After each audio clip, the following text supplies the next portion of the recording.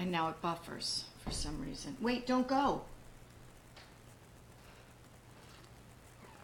There we go. Hi, everyone. Can you see me now? I was having some technical issues. Tell me if you are here. Hi, everyone. It's Wednesday, and it's July 26th, and it's Women Crush Wednesday. And I was having some technical difficulties. Just didn't know. Oh, thank you. Stephanie's here. Yay. And Jamie's here. Hi, Jamie. Nice to see you here. So I had Newton in my lap before to show him the haircut, show you guys the haircut from yesterday. But now he jumped down. So good morning, Eunice. Good morning, William. Good to see everybody. So it's Smart Start, and we're Smart Starters. Hi, Jean. And we start our day with a piece of art and move on from there, and just whatever happens in the day. So it's just a good way to get your mind connected and going and feeling good about yourself, your life, culture, everything. So let me just put my glasses on and see who's there. Smart Starters, yeah. Urban, good morning, Ron, good morning. So today is Women Crush Wednesday. And you know what? We really have somebody that crushed this day, let me tell you, that really crushes this day. I'm going very far back. I'm going to Hildegard of Bingen today, circa 1160. So this is the medieval period. It's also known in art as the Carolingian period, which I love. And so later works of hers, you're going to see, when I show you a few other pieces, you're going to see what I mean by the Carolingian. So look at this, illuminated manuscript, and it's a woman, and it's very early on. And so let me tell you a little bit about this woman, because she really is amazing. In the early medieval period, women often worked alongside men. Good morning, Raymond. Manuscript illuminations, embroideries, carved capitals from the period clearly demonstrate examples of women at work in these areas. Documents show, that they were also brewers, butchers, wool merchants, and ironmongers. Artists from the time period, including women, were from a small subset of society whose status allowed them freedom from these more strenuous types of work. Women artists often were of two literate classes, either wealthy aristocratic women or nuns. Women in the former category often created embroideries and textiles, and in the later category produced illuminations. So just like it, you see in the Gothic period, moving towards Renaissance, you see a lot of male priests, Fra Angelico, Fra Lippi. They created a lot of the art. We have that. For women, there is this tradition of the monasteries in which they are also creating art. But Hildegard was a mystic, a visionary, a polymath, a little, not so much of a scientist per se, but a natural scientist. And she saw visions. She later became a saint. She was sainted by the church. And so I find her work to be absolutely amazing. So this one piece, again, this is 1100, so we're seeing very flat, and please comment, everybody comment. We're seeing a very, very flat picture plane and composition. You're not really seeing that perspective. Good morning, John. Good morning, Maggie. As of yet. But you are seeing images of a nun, an elder, religious imagery. And these are from her book, the Libra Scribisas, which is an illuminated manuscript, or kind of like a prayer book. And the prayer books had absolutely the most gorgeous drawings in them. We did a show earlier with Ebo, the Gospels of Ebo, and I will show you those again at a different time. So here's another page from the book. It's the Rupertsberg Illuminated Manuscript. Good morning, Christina. The Church, the Bride of Christ, Mother of the Faithful in Baptism. At this time, leading towards the Gothic period, you had this whole notion in art, especially in architecture. You see it on Notre Dame Cathedral. You see it on many of the cathedrals in the Gothic period of this cult around Mary, the Virgin Mother, as the bride of Christ, the Queen of Heaven, and also the mother of Jesus. And so this one woman occupies all of these exalted positions. And it's interesting to note that this is so early on that Hildegard puts her in these positions as well, which I find really, really stunning. Good morning, Serena. Serena Buski joins us. Serena, we're talking about Hildegard from the 12th century, Carolingian period, her illuminated manuscripts, and Women Crush Wednesday.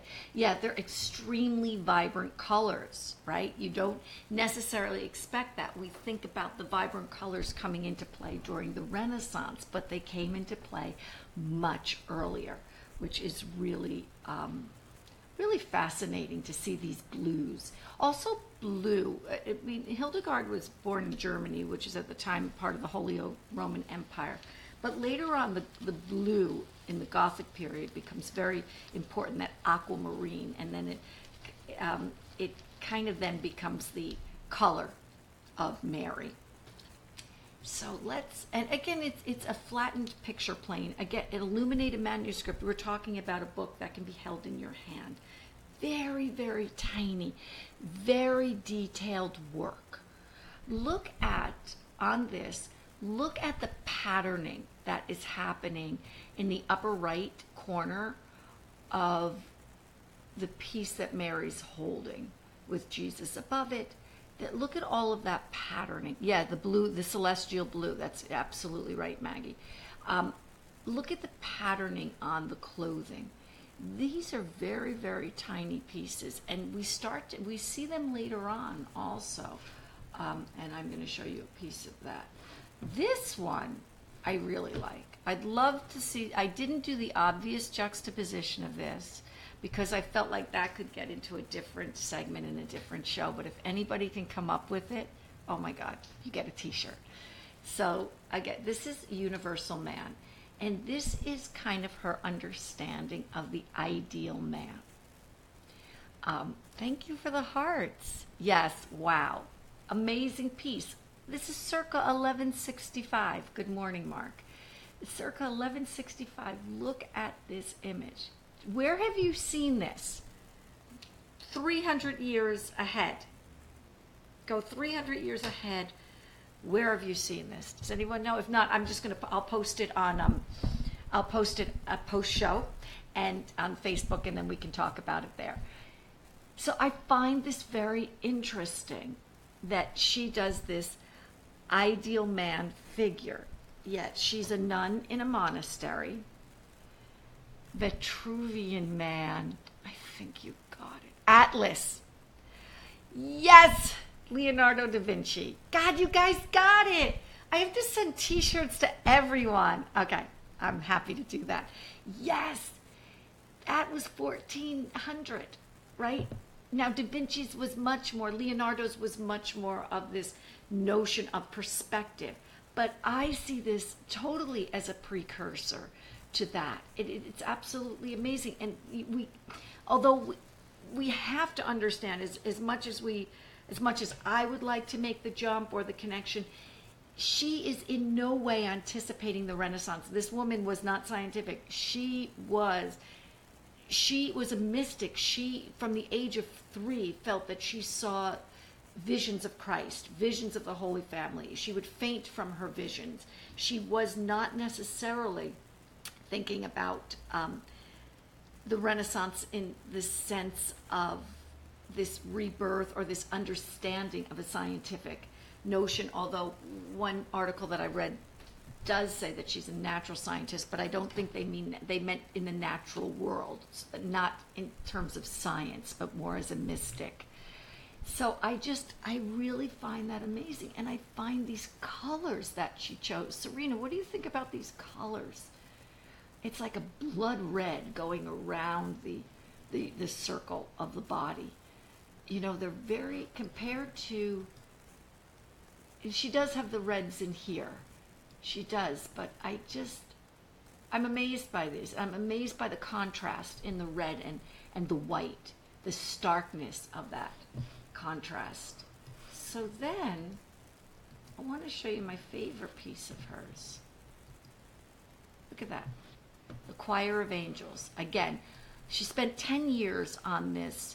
The corona surrounding him looks like the scientific tree of life. Yes, could you send that to me, Christina, so we can post that? You could post it on this feed when the show is over, okay? Thank you. So look at this. Look what happens here. Yeah, mandala. Exactly. Eunice, I love it too. I love this piece because I still see this work happening today. So much from the pattern and decoration movement of the 70s, and I'm going to juxtapose an image for you.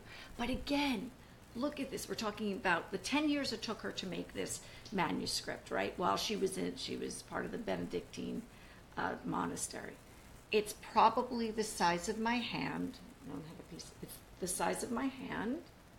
So think about how labor intensive and detailed and small these images are. Think about what it takes to work on this small piece of paper. It's just stunning.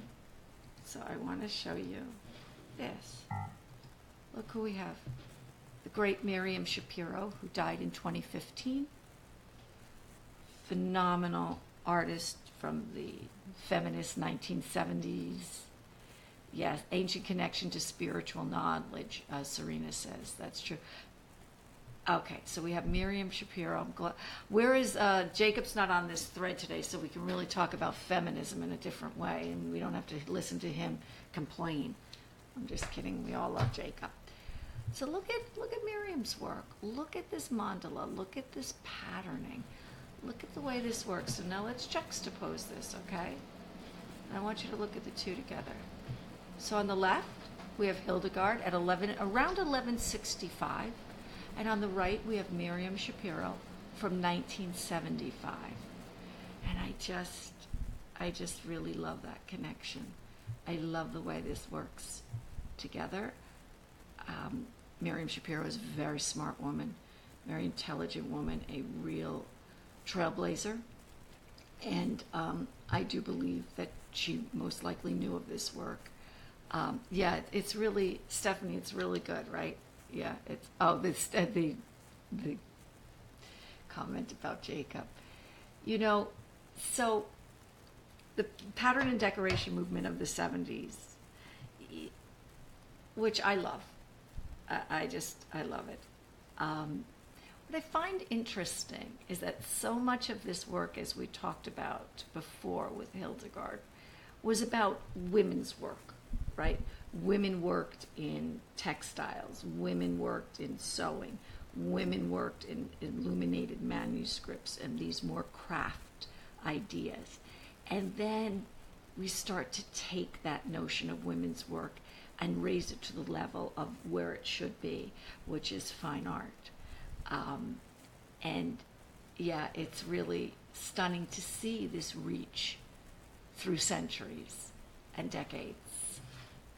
I want to go back to this piece. And we'll post the Leonardo later because it's the obvious juxtaposition. So I think this artist, she definitely crushes Wednesday. She crushes every day. And I wanted to read you a little bit about her. She was elected magistrat by her fellow nuns in 1136. She founded the monasteries of Rupertsberg in 1150 and Eibingen in 1165. One of her works as a composer is an early example of liturgical drama and arguably the oldest surviving morality play. She wrote theological, botanical, and medicinal texts, as well as letters and liturgical songs and poems, while supervising miniature illuminations in the Rupertsberg manuscript of her first work, Scrivius. She is also noted for the invention of a constructed language known as lingua ignota. And as I'm reading this, Yeah, Christina says Shapiro's work reminds me of the quilts you shared with us. You know what, Christina? I was going to post one of the quilts from Gee's Bend, those amazing women in Alabama, and thinking about that. But I'm going to repost that after this show. So you know what I think is funny? Well, I'm going to make the joke. Did you ever see the did you ever see the Seinfeld where George stops having sex and he becomes, all of them, they become so proliferate in their work. They start doing their work well. They start involved in all kinds of things. As I'm reading everything this woman does, I'm thinking, wow, how did she do all this? And then it occurs to me, she lived in a monastery. Not to say she wasn't have sex, but there were no men.